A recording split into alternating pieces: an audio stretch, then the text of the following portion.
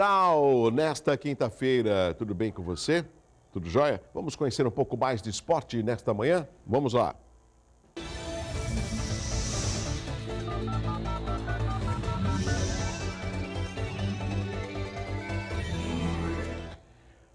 Marcela Miceli e a égua Dona TW deram mais uma vez um show exatamente na hípica de Santo Amaro e garantiram o lugar mais alto do pódio, como você está vendo na somatória dos 3 dias de CSN. O título foi muito comemorado pelo alto grau de dificuldade, percursos muito técnicos e quantidade de concorrentes. 45 conjuntos. Parabéns a Marcela Miceli, é impressionante como ela está arrecadando e conquistando troféus e representando a cidade de Santos. Por favor, coloca mais um pouco a foto. A gente tem que prestigiar. Em primeiro lugar, porque é uma jovem atleta. É um esporte que tem um reconhecimento internacional. Ela é da cidade de Santos e também é atleta da FUPS. Mandando um abraço para o meu amigo Miyashiro, Paulo Miyashiro, né? Então, isso é importante, porque quando a Marcela vai nesses eventos, nessas competições, lógico, em primeiro lugar, qual é o seu nome? Marcela Miceli. Da onde você é? Sou de Santos. Poxa, que legal! Santos, no litoral, né? Exatamente. Então, isso é muito importante. Parabéns a Marcela Miceli por mais essa conquista e, lógico, muitas ainda acontecerão, sempre levando a cidade de Santos e principalmente ficando no primeiro lugar, no ponto mais alto do pódio. Agora sim, deixa eu conversar com meu amigo Fernando de Maria, jornalista, professor universitário, é do jornal Enfoque, lê-se Boc News e é uma figura muito conhecida de vocês. De Maria, tudo bem? Bom dia. Bom recebê-lo aqui. Bem? Bom dia, telespectadores. Obrigado pelo convite. Não, você é um amigo, antes de mais nada, e hoje nós temos uma data que, lógico, não é muito comemorada, não é um feriado, mas é uma data emblemática, que é da fundação do primeiro jornal. E o que eu vejo com relação ao jornal, e imagino de bate-pronto, né, Maria? Que é através do jornal que a gente fica bem informado, que a gente pode folhear, alguns guardam recortes de jornais, outros questionam, olha aqui que saiu, por exemplo. Mas o tempo passa e as novas mídias acabam surgindo. O que você tem a dizer com relação ao jornal nos dias de hoje? Você acredita que vai chegar uma época que nós não vamos ter mais o hábito de comprar e de ler o jornal assim, diariamente?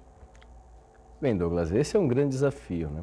Até hoje, nenhum meio de comunicação novo que surgiu acabou eliminando o anterior, né? Isso já foi na época quando surgiu, por exemplo, a fotografia, surgiu o cinema, né? Quando a existência da TV iria eliminar o rádio, isso acabou não acontecendo. Na realidade, o tempo passa e existem transformações. E o que a gente percebe é que está havendo, a própria a Associação Nacional dos Jornais, a NJ, está fazendo uma campanha muito ampla em relação a isso, justamente está aumentando a base de pessoas que buscam, usando a internet, formas de se informar. E, efetivamente, a maior parte das procuras acontece nas mídias tradicionais, que tem, por exemplo, os jornais tradicionais, que têm também braços tecnológicos, ou seja, em sites, redes sociais tradicionais. Então, o UOL pertence ao grupo Folha de São Paulo e ao grupo Globo, e é um dos maiores portais do mundo, por exemplo. Então, são novos caminhos que se buscam. Indiscutivelmente, o meio impresso está passando uma transformação muito grande, mas ainda tem, basicamente, a credibilidade do seu ponto forte. É claro que isso, com o tempo, as novas gerações estão tendo cada vez um hábito menor da leitura de jornais, mas não vão acabar, não. Fernando, eu tenho imagens do primeiro número da Gazeta do Rio de Janeiro, que foi em 10 de setembro de 1808. É impressionante, né, essa imagem. Eu não sei se tem como a gente colocar aqui no plasma, até para que eu tente consiga. Não dá para ler direito, né? A imagem está bem confusa, né? Porque é uma cópia desse primeiro exemplar. Olha lá, primeiro número da Gazeta do Rio de Janeiro, em 10 de setembro de 1808. E se a gente parar para lembrar, aqui, né, na cidade de Santos, nós tivemos grandes jornais que fizeram história. como o principal deles, no meu entendimento, é o próprio Cidade de Santos, Sim. que tinha, inclusive, fazia um contraponto com o jornal A Tribuna.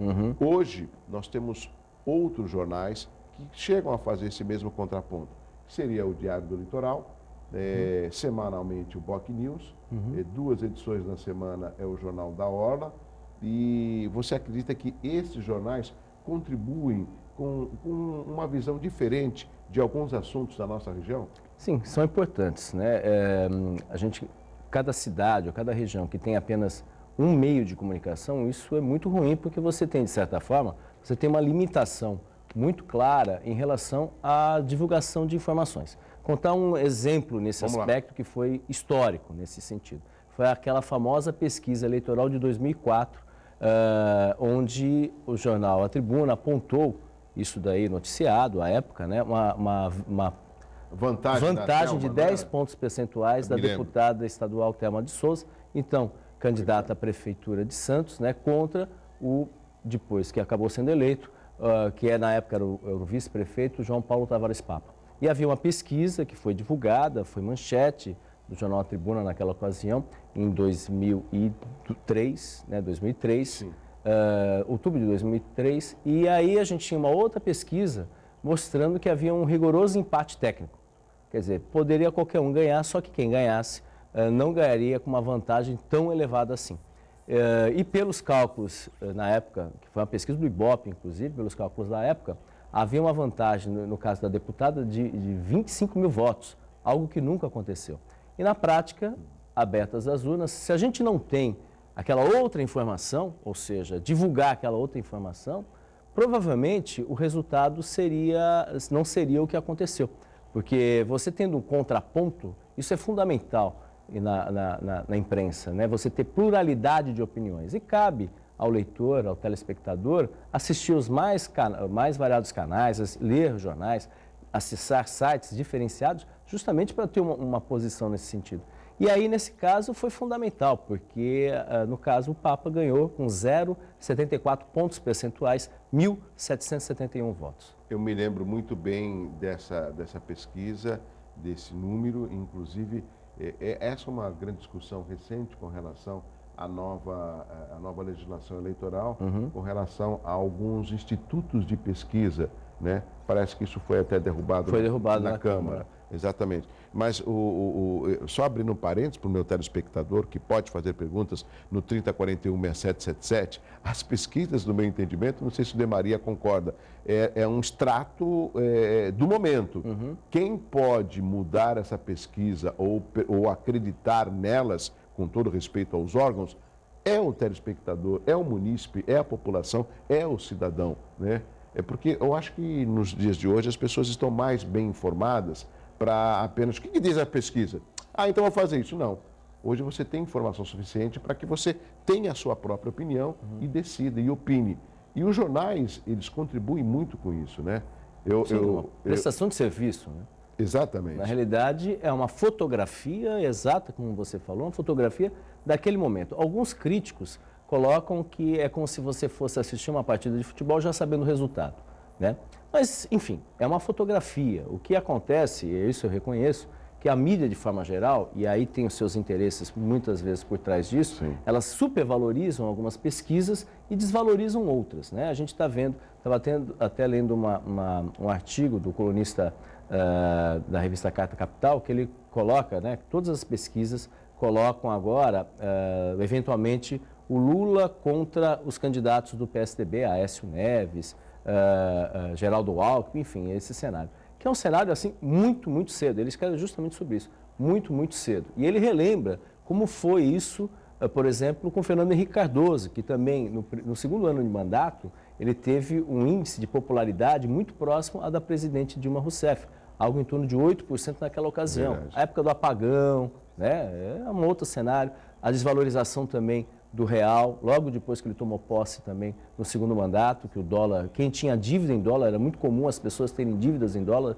sabem muito bem disso que eu estou falando, e aí se assustaram, muita gente entrou em desespero, porque o dólar era paritário, praticamente 1 a 1, e aí explodiu, foi para 3, 4 reais na ocasião, um salto muito grande, e a dívida, obviamente, triplicou, quadriplicou nesse sentido. Então, e a popularidade também era muito baixa. E isso não foi suficiente para, por exemplo, o Serra ser o nome do PSDB, e foi um nome forte, até que teve a vitória, obviamente, do Lula na ocasião. Então, 2002. ele analisa... Exatamente, analisa esse aspecto que ainda é muito cedo para fazer esse cenário, que as coisas mudam, e mudam muito facilmente, né? Agora, tem um outro aspecto também, como jornalista, De Maria, eu estou aqui com o Diário do Litoral, daqui a pouco eu vou conversar sobre o formato do jornal, mas só para não perder o fio da meada. A forma como que é colocada a manchete e justamente para que ela possa vender o produto, vender o jornal. E no caso do jornalista, parece que só a notícia ruim é capaz de vender o jornal. Será que a notícia boa não existe e não vende jornal? Eu não estou falando dos telejornais, estou falando dos jornais. Às vezes, quando você vê na manchete, está uma manchete alarmante de um crime, por exemplo. Caramba, deixa eu comprar, quero ver. Por que não conseguimos mudar um pouco para a notícia boa, para que ela seja vendável?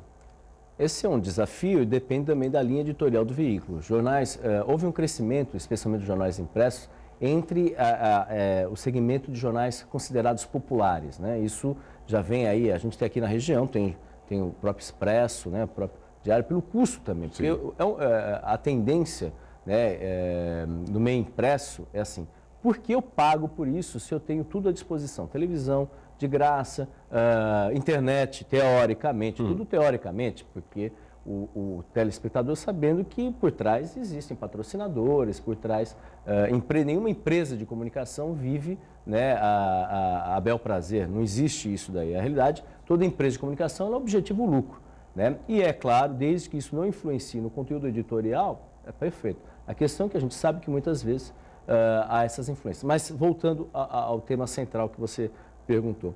Realmente, às vezes, a desgraça chama mais atenção, né? É aquele negócio, o que é notícia? Né? O cachorro mordeu o homem, o homem mordeu o cachorro. Né? Então, obviamente, mais notícia, o homem mordeu o cachorro.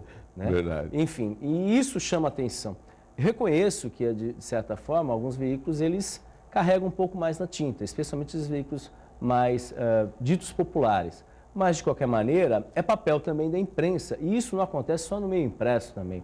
Acontece também nos telejornais. É muito fácil o telespectador apresentar. Isso já estudos comprovam. Os telejornais, pegar como exemplo, o Jornal Nacional, ele fica no meio de duas novelas. Isso foi pensado já lá nos anos 70. Por quê? Você sai da ficção, entra na realidade. E na realidade, você já carrega, logo nas primeiras manchetes, as notícias mais ruins. E à medida que o tempo vai passando, o telejornal vai acontecendo, acabam sempre com imagens mais positivas, matérias mais para cima, justamente para isso, para voltar para a ficção, que no caso da novela, imagina o telespectador só tendo desgraça, ele desliga. Apesar que tem programas que focam nisso daí, programas vespertinos, né, que focam nisso daí, mas assim, os grandes telejornais, que às vezes são programas de grandes audiências, mas não são financeiramente tão interessantes. Às vezes programas, por exemplo, jornalísticos são muito mais rentáveis. Na época, no SBT, por exemplo, o programa do Boris Casoy, da Lilian Vitfib, era muito mais rentável em termos comerciais, apesar de ter uma audiência menor, do que o Aqui e Agora, por exemplo, que tinha uma audiência muito grande, porém, em termos de rentabilidade de lucro, não havia tanto lucro como gostariam. E até algumas empresas até evitam, às vezes, associar sua marca a programas, assim, estilo Mundo Cão, digamos assim. Exato. De Maria, você falou dos jornais, né, com relação a essas manchetes que acabam vendendo. Eu me lembro do Notícias Populares, né? Sim. Parece que o pessoal até falava que se você torcer, sai até sangue. Espreme que sai sangue, é. E por falar em Notícias Populares, que já não circula há um bom tempo, nós temos aqui, eu estou com o Diário do Litoral, por exemplo, de hoje, né? País tem pior saldo de geração de empregos. O que eu acho interessante, além da manchete, que é preocupante, é o formato, né? Ou seja, um formato diferente. Não é o formato do Boc News. O formato, e nem do jornal A Tribuna. O formato você acha que também influencia na vendagem, na praticidade, no resumo das notícias, por exemplo, ou não? Hoje você tem 3 formatos, né? você tem o germânico, que é esse formato aí, Berlinder germânico, com algumas variações, mas basicamente ele tem 28 de largura por 38 a 42 centímetros de altura.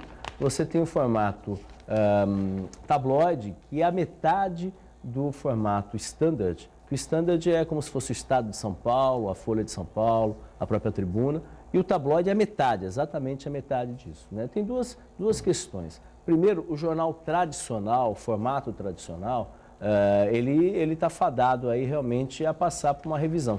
A gente vê cada vez mais jornais sendo adequados para esse formato, que é um formato mais fácil. Por exemplo, você está dentro do ônibus, abrir um jornal, e antigamente era muito maior o jornal, né? Imagina, dentro do bonde, o cidadão ele abria o jornal e ficava muito difícil nesse aspecto, né? E esse tipo de formato é um formato que é uma tendência, tem um aspecto de custo, porque você barateia também o custo, né? É um jornal intermediário entre o tabloide e o standard. Então, o custo também contribui para isso. E também as matérias, né? Lógico, eu tinha jornais, eu me lembro, por exemplo, do Jornal da Tarde, inclusive saía justamente na hora do almoço, depois do meio-dia, né? Que tinham matérias mais investigativas. É algo, parece que não existe mais nos jornais, né? A reportagem investigativa, ela demanda um certo tempo, né? Mas era uma leitura obrigatória. Esse formato também você acha que acabou perdendo espaço com o tempo? A questão, por exemplo, é da cultura das empresas. Ainda existe o jornalismo investigativo, isso é sombra de dúvida. Mas a cultura das empresas, muitas vezes, pelo custo, a cultura das empresas sai caro você investir num jornalista. Existe o Zé Milton Ribeiro, por exemplo, quando trabalhava na revista Realidade, que era uma revista que marcou época, né, em termos de jornalismo investigativo no país, interpretativo, foi a grande introdução aí do jornalismo interpretativo no país. Chegou a fazer uma matéria, ele demorava às vezes um ano e meio, 2 anos, claro, fazendo outras coisas, mas demorava 1 ano e meio. Investia nesse tipo de reportagem. E hoje em dia a gente sabe que o cenário não é tão simples assim, é mais complicado. Fernando de Maria, jornalista, professor universitário, conversando com os nossos telespectadores no Hora Geral. Fale o seguinte, rápido intervalo, na sequência tem perguntas pelo 3041-6777. Eu volto já. Hora Geral, um programa que abre a sua manhã com notícias, com informações, com conhecimentos e com muita irradiação de energia boa pelo Douglas Gonçalves. Parabéns.